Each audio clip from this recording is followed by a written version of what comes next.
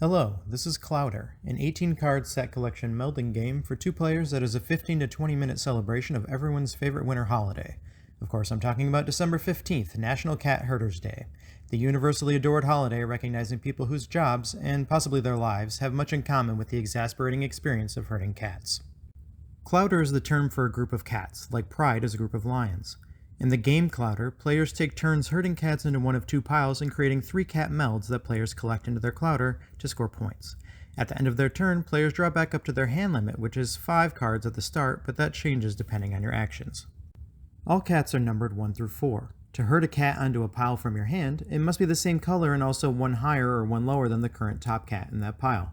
Alternatively, as long as neither pile is empty, you can play any cat face down to collect a pile for your Clowder. But there's a catch. Face down cats don't score points, and each face down cat in your Clowder reduces your hand limit by 1. And having more cards in your hand than your opponent does toward the end of a round is usually beneficial. Play proceeds until both players can no longer play any of their cards.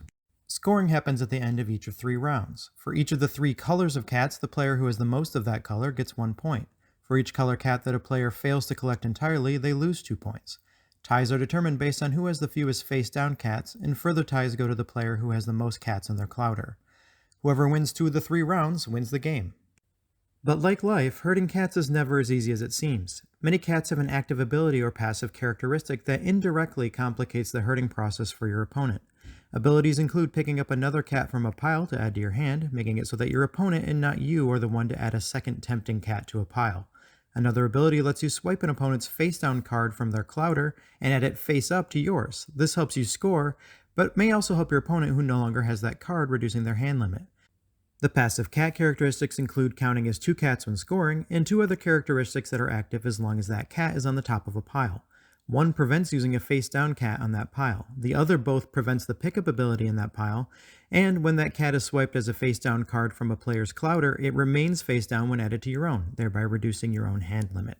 Several of these abilities grant you greater advantage later in a round, but the challenge is finding the balance between maximizing your advantage and allowing your opponent to herd cats unimpeded for too long.